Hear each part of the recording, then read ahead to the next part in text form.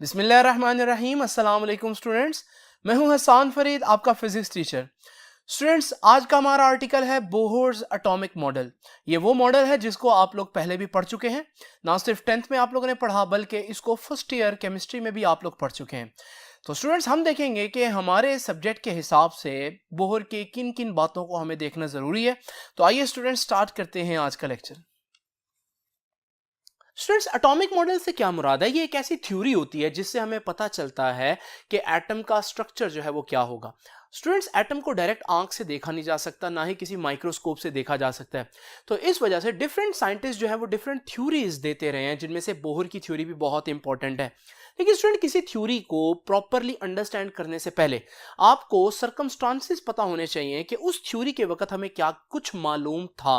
Students, याद रखिएगा, हम लोग ये बात जानते थे कि एटम के अंदर दो चीजें मौजूद हैं, एक इलेक्ट्रॉन और एक nucleus. Electron have negative charge और न्यूक्लियस हैज पॉजिटिव चार्ज। हम ये भी जानते हैं कि न्यूक्लियस जो है वो किसी भी एटम के बिल्कुल दरमियान में होता है, यानी कि एक एटम के अंदर दो चीजें हैं जिनमें से न्यूक्लियस जो है वो बिल्कुल दरमियान में है। अब इलेक्ट्रॉन उसके गिर्द मौजूद है। क्वेश्चन ये है कि इलेक्ट्रॉन उसके गिर्द कैसे मौजूद है, क्या रुका हुआ है? देखें, अगर हम सपोज कर लें इलेक्ट्रॉन रुका हो, तो इलेक्ट्रॉन जब रुका हुआ होता है तो वो तो फिर पॉजिटिव नेगेटिव अट्रैक्शन की वजह से फौरन ही न्यूक्लियस की तरफ फॉल करेगा, और यूं तो हमारा जो एटॉमिक मॉडल है वो सस्टेन नहीं करेगा। रियलिटी में ऐसा तो नहीं होता।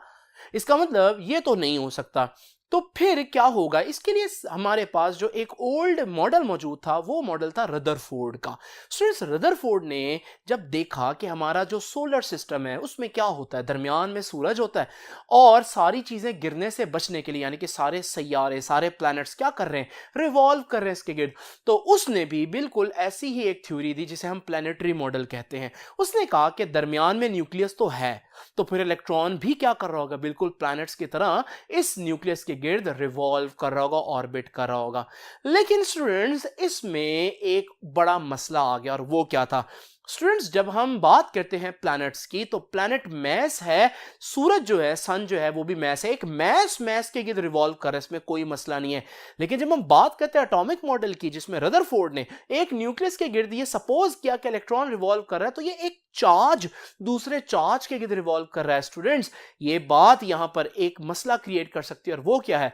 उस वक्त स्टूडेंट्स एक थ्योरी थी, और उस थ्योरी को कहते थे क्लासिकल थ्योरी ऑफ इलेक्ट्रोमैग्नेटिज्म। ये जो इलेक्ट्रोमैग्नेटिज्म की जो क्लासिकल थ्योरी थी, ये कहती थी जब भी एक चार्ज एक्सेलरेट हो या डी एक्सेलरेट हो, तो वो रेडिएशंस एमिट करता है, एनर्जी एमिट करता है। मिसाल के तौर पर ये एक इलेक्ट्रॉन आ रहा है, तो जैसे ही इलेक्ट्रॉन जो है वो डी एक्सेलरेट होगा, यानी कि ब्रेक लगाएगा, स्लो डाउन होगा, तो इस दौरान ये एनर्जी एमिट करेगा, यानी एनर्जी लूज करेगा। ये थ्योरी उस वक्त बाकायदा तौर पर प्रूव्ड थ्योरी थी। तो स्टूडेंट्स, रदरफोर्ड के मॉडल में मसला क्या है? रदरफोर्ड का मॉडल कहता है कि दरमियान में न्यूक्लियस है और इर्द गिर्द इलेक्ट्रॉन रिवॉल्व कर रहे हैं ऑर्बिट में। अगर इलेक्ट्रॉन को देखें जब वो रिवॉल्व कर रहा होगा ऑर्बिट में, याद रखिएगा, जब भी कोई चीज सर्कुलर पाथ में मूव करती है, तो स्टूडेंट्स उसमें एक एक्सेलरेशन होता है। इसका मतलब ये कोई आम चार्ज नहीं है इस वक्त स्टूडेंट्स, ये एक एक्सेलरेटिंग चार्ज है। और थ्योरी ऑफ इलेक्ट्रोमैग्नेटिज्म क्या कहती थी, क्लासिकल थ्योरी या ओल्ड थ्योरी क्या कहती थी, कि जब भी कोई चार्ज एक्सेलरेट करे तो फिर ऐसा हो नहीं सकता वो रेडिएशन एमिट ना करे। तो इसका मतलब अगर ये इलेक्ट्रॉन न्यूक्लियस के गिर्द रिवॉल्व कर रहा है, तो एक चार्ज है जो दूसरे चार्ज के गिर्द रिवॉल्व कर रहा है, और एक्सेलरेटिंग चार्ज जो है वो कॉन्टिन्यूसली एमिशन करेगा रेडिएशन की, जिसकी वजह से एनर्जी लूज करते करते आहिस्ता आहिस्ता न्यूक्लियस के करीब होता जाएगा, और एक वक्त आएगा ये इतनी एनर्जी लूज कर देगा कि ये न्यूक्लियस के अंदर फॉल कर जाएगा। इसका मतलब जो रदरफोर्ड का मॉडल है वो भी सस्टेनेबल मॉडल नहीं है, क्योंकि उसका नतीजा भी यही है कि इलेक्ट्रॉन न्यूक्लियस के अंदर गिर जाएगा। तो ये मसला है। बोहर के मॉडल को समझने से पहले आपको देखना पड़ेगा कि उससे पहले लोग क्या प्रपोज कर रहे थे, क्या आइडिया दे रहे थे। तो बोहर से पहले जो रदरफोर्ड का आइडिया था वो अब आपको समझ लग गया। रदरफोर्ड का आइडिया कैसे पता चला कि गलत है, उसकी एक और वजह भी है। और स्टूडेंट्स, वो वजह क्या है? वो वजह ये है कि अगर रदरफोर्ड के आइडिया को मान लें थोड़ी देर के लिए, तो आप देखेंगे कि इलेक्ट्रॉन जब आहिस्ता आहिस्ता रेडिएट करेगा तो वो कॉन्टिन्यूसली रेडिएशन एमिट करेगा। जब वो कॉन्टिन्यूसली रेडिएशन एमिट करेगा तो हमारे पास जो स्पेक्ट्रम बनना चाहिए उसमें सारी वेवलेंथ्स होंगी। दूसरे अल्फाज में वो एक कॉन्टिन्यूअस स्पेक्ट्रम होगा। लेकिन स्टूडेंट्स जब हमारे पास किसी भी एटम का स्पेक्ट्रम हम देखते हैं तो हम देखते हैं कि उसमें लाइन स्पेक्ट्रम होता है। यानी कि लाइन स्पेक्ट्रम का मतलब है उसमें से सारी वेवलेंथ्स एमिट नहीं होती बल्कि कुछ वेवलेंथ्स एमिट होती हैं। यह चीज हम लोग लास्ट लेक्चर में पढ़कर आए हैं। अब स्टूडेंट्स बोहर ने इसी स्पेक्ट्रम को गौर से देखा और इस स्पेक्ट्रम को देखकर फिर उसने अपनी थ्योरी दी। अब वो थ्योरी क्या थी वो मैं बताऊंगा थोड़ी देर में, पहले चंद बातें बहुत इंपॉर्टेंट ऑब्जेक्टिव के लिए। बोहर मॉडल कब पेश किया गया, पहले तो बताएं किसने पेश किया, नील बोहर ने। दूसरी बात, कब पेश किया गया, 1913। तीसरी चीज जो है स्टूडेंट्स वो ये है कि ये कैसा मॉडल था। स्टूडेंट्स याद रखिएगा, it is a semi classical model. It is a semi classical. देखिए क्लासिकल का मतलब होता है ओल्ड, वो जो पुरानी थ्योरी चल रही थी। ये सेमी क्लासिकल है। सेमी क्लासिकल का मतलब है इसने कुछ बातें पुरानी थ्योरी से भी ली और कुछ बातें इसने नई थ्योरी से भी ली। वो नई थ्योरी बेसिकली क्या है, तो इसमें उसने क्या किया, ही यूटिलाइजेस, इसने इस्तेमाल किया किस किस को, क्लासिकल फिजिक्स, जो पुरानी फिजिक्स थी उसकी भी कुछ बातों को इस्तेमाल किया, एंड प्लैंक्स क्वांटम थ्योरी, और मैक्स प्लैंक की जो न्यू थ्योरी थी जिसे मैक्स प्लैंक की थ्योरी को क्वांटम थ्योरी कहते हैं। तो ये पुरानी क्लासिकल फिजिक्स को भी और नई क्वांटम फिजिक्स को भी यूज किया है। इस वजह से इसको क्या कह रहे हैं, ये सेमी क्लासिकल थ्योरी है। और स्टूडेंट्स याद रखिएगा बोहर का मॉडल आप हर जगह अप्लाई नहीं कर सकते। बोहर का मॉडल सिर्फ कहां अप्लाई कर सकते हैं, ओनली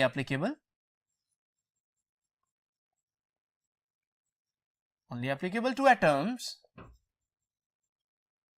हैविंग वन इलेक्ट्रॉन। ऐसे एटम्स पर इसकी थ्योरी अप्लाई कर सकते हैं जिसमें सिर्फ एक इलेक्ट्रॉन हो। आसान अल्फाज में मोनो इलेक्ट्रॉनिक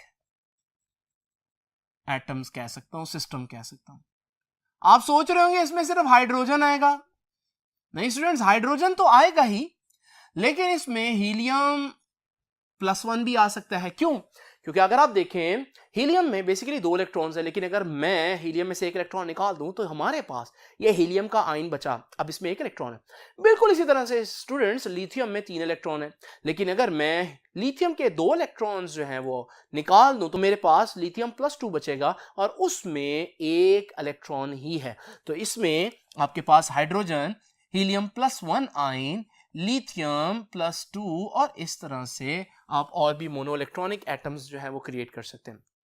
ना स्टूडेंट्स जरा तवज्जो कीजिए, अब जानते हैं कि हमारे पास ये मॉडल क्या है। अभी मैंने आप लोगों को बताया कि जब हम लोगों ने एटम से निकलने वाली रेडिएशंस को देखा तो हमें पता चला कि एटम से जो निकलने वाली रेडिएशन है उनमें सारी वेवलेंथ नहीं है, बल्कि उनमें चंद वेवलेंथ हैं जो कि हमें उस एटॉमिक स्पेक्ट्रम के ऊपर दिखाई दे रही हैं।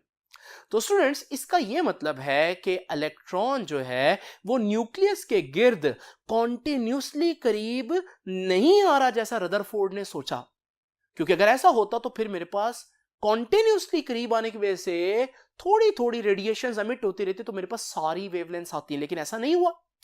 इसका मतलब यहां से बोहर को एक आइडिया मिला, और वो आइडिया क्या था, इसने सोचा क्योंकि हमारे पास स्पेक्ट्रम के ऊपर चंद लाइंस हैं, कुछ स्पेसिफिक लाइंस हैं, इसका मतलब जो हमारा हाइड्रोजन का एटम है वो चंद स्पेसिफिक वेवलेंथ्स या एनर्जीज एमिट कर सकता है। इसका मतलब यह हुआ कि इलेक्ट्रॉन के पास चंद जगह हैं जहां वो जंप कर सकता है। तो उसने फिर ये अपना मॉडल दिया कि बेसिकली दरमियान में न्यूक्लियस है और उसके इर्द गिर्द इलेक्ट्रॉन रिवॉल्व कर रहा है, लेकिन इलेक्ट्रॉन हर जगह नहीं हो सकता, बल्कि ये ऑर्बिट्स देखिए, ये वो जगह हैं जहां इलेक्ट्रॉन जंप कर सकता है। यानी इलेक्ट्रॉन या तो यहां से यहां जंप करेगा, या यहां से यहां जंप करेगा, या यहां से यहां जंप करेगा। क्या इलेक्ट्रॉन अगर यहां मौजूद हो तो वो यहां पर जंप करके थोड़ी सी एनर्जी रिलीज कर सकता है? नहीं स्टूडेंट्स, यहां जंप करना उसको अलाउ नहीं है। यह था उसका पोस्टुलेट नंबर 1। यानी कि उसने कहा रदरफोर्ड ने जो बोला था वो गलत है। इलेक्ट्रॉन जब एक ऑर्बिट में मौजूद होता है तो वो अपनी एनर्जी आहिस्ता आहिस्ता रेडिएट नहीं करता, उसकी एनर्जी फिक्स रहती है। वो एनर्जी रेडिएट क्यों नहीं करता? जब ये पूछा गया बोहर से तो बोहर ने कहा ये मुझे नहीं पता। यानी बोहर को अपने पोस्टुलेट्स की जो वजह है वो नहीं मालूम थी, लेकिन वो जब स्पेक्ट्रम को देखता था तो स्पेक्ट्रम को देखकर वो कहता था एक ही बात मुमकिन हो सकती है जो मैं कह रहा हूं। ये क्यों है? क्लासिकल थ्योरी तो कहती है ना कि इलेक्ट्रॉन जो है उसको एनर्जी रिलीज करनी चाहिए, लेकिन बोहर कहता है आपका स्पेक्ट्रम, आपका एक्सपेरिमेंट कह रहा है कि किसी वजह से, वो मुझे भी नहीं पता अभी, हो सकता है हमें कल को पता चल जाए, लेकिन कह वो यही रहा एक्सपेरिमेंट, वो यही बता रहा है हमें एक्सपेरिमेंट के इलेक्ट्रॉन किसी वजह से ऑर्बिट में रहते हुए अपनी एनर्जी खुद ब खुद रिलीज नहीं करता। ये था इसका पहला postulate. An electron bound to the nucleus in an atom can move around the nucleus, वो न्यूक्लियस के अंदर मूव करता रहेगा इन सर्टेन ऑर्बिट्स।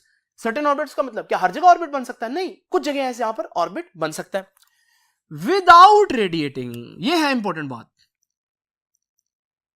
रदरफोर्ड कहता था कि वो आहिस्ता आहिस्ता एनर्जी रेडिएट करेगा, लेकिन यहां पता चला है कि वो रेडिएट नहीं करेगा एनर्जी। और जब पूछा गया बोहर से तो उसने कहा मुझे रीजन नहीं पता अभी, सिर्फ ये मेरा पोस्टुलेट है कि ऐसा ही हुआ क्योंकि आपका एटॉमिक स्पेक्ट्रम देखकर पता चल रहा है कि यूं ही हुआ होगा। वो जो जगह है जहां इलेक्ट्रॉन मूव कर सकता है उन्हें कहा गया these orbits are called discrete stationary states of the atom. Stationary states का ये मतलब नहीं है कि इलेक्ट्रॉन उनमें स्टेशनरी है, नहीं, इलेक्ट्रॉन मूव कर रहा है, लेकिन ये ऑर्बिट बजाते खुद स्टेशनरी है। ये ऑर्बिट में, यानी कि इलेक्ट्रॉन ऑर्बिट करते हुए न्यूक्लियस के करीब नहीं होगा कॉन्टिन्यूसली, जैसे कि रदरफोर्ड ने बोला था। तो स्टूडेंट्स ये है पोस्टुलेट नंबर 1। तो पोस्टुलेट नंबर 1 तो पता चल गया, बच्चों को याद भी होता है, लेकिन बच्चों को ये समझ नहीं आती कि पोस्टुलेट नंबर 1 के पीछे बोहर के पास भी सिर्फ एक एक्सपेरिमेंटल एविडेंस था और वो स्पेक्ट्रम था। अदरवाइज बोहर को पोस्टुलेट नंबर 1 की वजह बतानी नहीं आई। उसको नहीं पता चला कि इलेक्ट्रॉन एनर्जी क्यों नहीं रेडिएट कर रहा जब वो एक ऑर्बिट में रिवॉल्व कर रहा है। इसकी रीजन फिर किसने बताई ये हम आगे चल के देखेंगे। तो पोस्टुलेट नंबर 1 तो हो गया।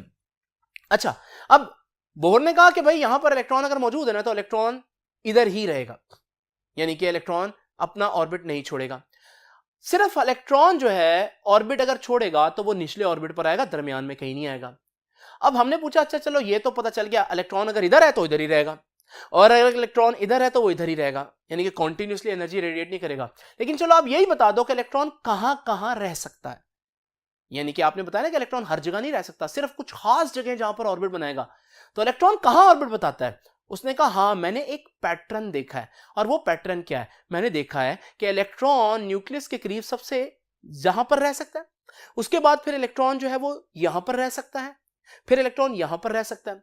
मैंने जब नोट किया तो मुझे पता चला ये तो वो जगह है जहां इलेक्ट्रॉन का जो एंगुलर मोमेंटम है, जो हर घूमती चीज का होता है, वो h/2π का इंटीग्रल मल्टीपल हो। यानी कि इलेक्ट्रॉन अगर यहां ऑर्बिट बना रहा है तो इसका मतलब है कि यहां इसका एंगुलर मोमेंटम h/2π है। फिर इलेक्ट्रॉन यहां ऑर्बिट बना रहा है तो इसका मतलब जब मैंने देखा यहां क्या ऐसी खास बात है कि इलेक्ट्रॉन ऑर्बिट बना रहा है, तो मुझे पता चला यहां एंगुलर मोमेंटम h/2π का डबल था, 2 टाइम्स था। फिर मैंने देखा यहां इलेक्ट्रॉन जो है वो ऑर्बिट बना रहा है, फिर मैंने देखा कॉमन बात क्या है इसमें, खास बात क्या है, तो मुझे पता चला कि यहां h/2π का 3 टाइम्स है एंगुलर मोमेंटम।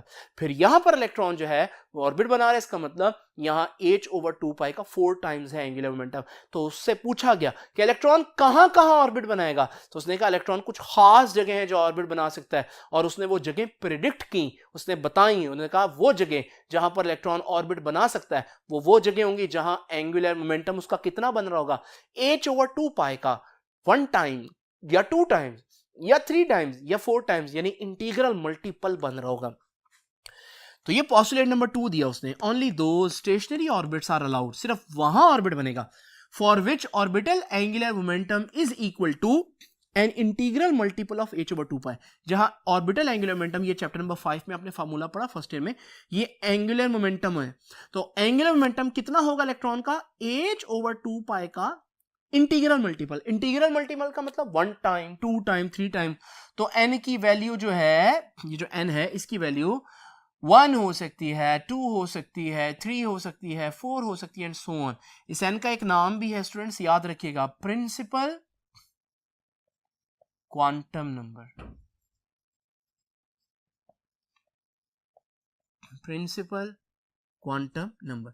स्टूडेंट्स याद रखिएगा ये जो एच है ये भी बहुत इंपॉर्टेंट कांस्टेंट है, इसे कहते हैं प्लांक कांस्टेंट।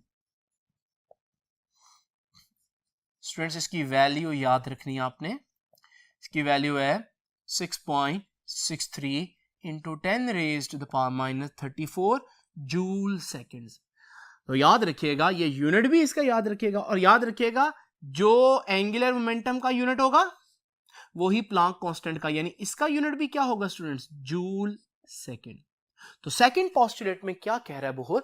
बोहर कह रहा है सेकंड पोस्टुलेट में कि इलेक्ट्रॉन जो है वो हर जगह नहीं रह सकता। जैसे एक सैटेलाइट जो है वो जब जमीन के गिर्द रिवॉल्व कर रहा हो तो वो यहां पर भी ऑर्बिट बना सकता है, यहां पर भी ऑर्बिट बना सकता है। आप बस उसको रिक्वायर्ड स्पीड दे दें, जो स्पीड आप देंगे वो वहां पर ऑर्बिट बना सकता है। इलेक्ट्रॉन के केस में जब वो न्यूक्लियस के गिर्द घूम रहा हो तो ऐसा करना मुमकिन नहीं है, बल्कि अगर इलेक्ट्रॉन इधर ऑर्बिट बना रहा है तो फिर वो इन जगहों पर ऑर्बिट नहीं बना सकता। जब बोहर से पूछा गया ऐसा क्यों है, क्यों नहीं बना सकता, तो उसके पास इसकी भी वजह नहीं थी।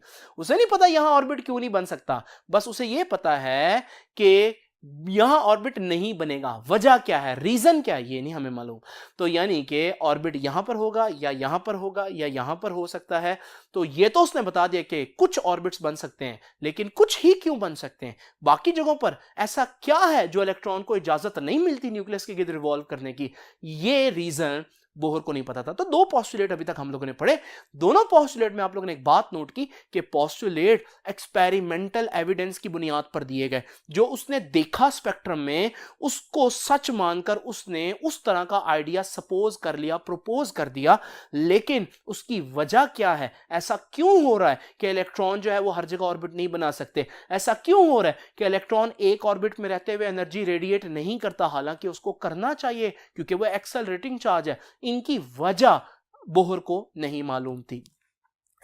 पोस्टुलेट नंबर 3 बहुत सिंपल है स्टूडेंट्स। अब आप लोग देख रहे हैं कि हमारे पास ऑर्बिट्स तो बन गए हैं न्यूक्लियस के गिर्द। ये ऑर्बिट्स जो हैं आप लोग याद रखिएगा, जो न्यूक्लियस के बिल्कुल करीब ऑर्बिट होता है ये सबसे लोएस्ट एनर्जी ऑर्बिट होता है, सबसे कम एनर्जी, इसे कहते हैं ग्राउंड स्टेट।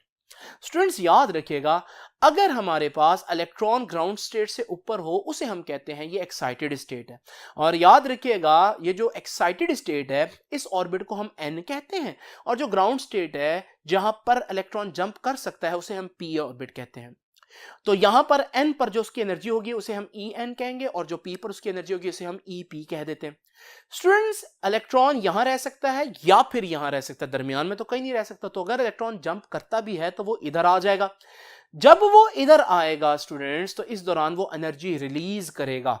ये जो एनर्जी वो रिलीज करेगा, ये जो फोटोन निकलेगा एनर्जी का, इसकी एनर्जी कितनी होगी, जितना उन दोनों ऑर्बिट्स के एनर्जी का डिफरेंस है। यानी कि सपोज करें यहां ई एन पर इलेक्ट्रॉन की जो एनर्जी थी वो थी 20 इलेक्ट्रॉन वोल्ट, और जहां पर ये जंप कर रहा है वहां इसकी एनर्जी है 12 इलेक्ट्रॉन वोल्ट। तो जब ये जंप करेगा जो फोटोन निकलेगा वो कितनी एनर्जी का होगा, वो होगा स्टूडेंट्स 20 माइनस 12 यानी कि 8 इलेक्ट्रॉन वोल्ट्स का। और स्टूडेंट्स आप देख रहे हैं उसकी एक खास फ्रीक्वेंसी होगी फोटोन की। अब जरा इमेजिन करें अगर इलेक्ट्रॉन जो है वो थर्ड से फर्स्ट पर जंप करे, इस सूरत में क्या होगा, इस सूरत में एक और फोटोन निकलेगा डेफिनेटली जो इस एनर्जी गैप का होगा। जो हमारे पास सपोज कर लेते हैं कि ये जो ऑर्बिट हायर ऑर्बिट है ई एन, उसकी एनर्जी है सपोज कर लेते हैं 50 इलेक्ट्रॉन वोल्ट, और जहां वो जंप कर रहा है वहां एनर्जी है 12 इलेक्ट्रॉन वोल्ट। इस सूरत में जब वो तीसरे से पहले पर जंप करेगा तो फिर एक फोटोन रिलीज करेगा, लेकिन अब ये फोटोन ज्यादा एनर्जी का होगा। और जब ये ज्यादा एनर्जी का होगा, कितनी एनर्जी का होगा आप माइनस करें, वो 50 माइनस 12 इलेक्ट्रॉन वोल्ट, तो हमारे पास ये बन जाएगा 38 इलेक्ट्रॉन वोल्ट। इस सूरत में मैंने देखा कि जब ये फोटोन ज्यादा एनर्जी का होगा तो इसकी फ्रीक्वेंसी भी ज्यादा होगी। आप देख रहे हैं कि पहले फोटोन के कंपैरिजन में अगर मैं इस फोटोन को देखूं तो इस फोटोन की वेवलेंथ कम यानी कि एनर्जी ज्यादा है। तो स्टूडेंट्स यहां से हमें ये कहने को मौका मिलता है पोस्टुलेट नंबर 3 का कि whenever an electron makes a transition, जब इलेक्ट्रॉन जंप करता है, कहां से, jumps from high energy state E N to lower energy state E P, a photon of energy HF is emitted। जब वो EN से E पर जंप करेगा तो एक एनर्जी रिलीज होगी, एक फोटोन रिलीज होगा जिसकी एनर्जी कितनी होगी, जितना डिफरेंस है EN माइनस EP, और वो होगा कितना HF। और आप देखें जितना ये गैप ज्यादा होगा उतनी फ्रीक्वेंसी भी ज्यादा होगी, यानी फोटोन ज्यादा एनर्जेटिक होगा।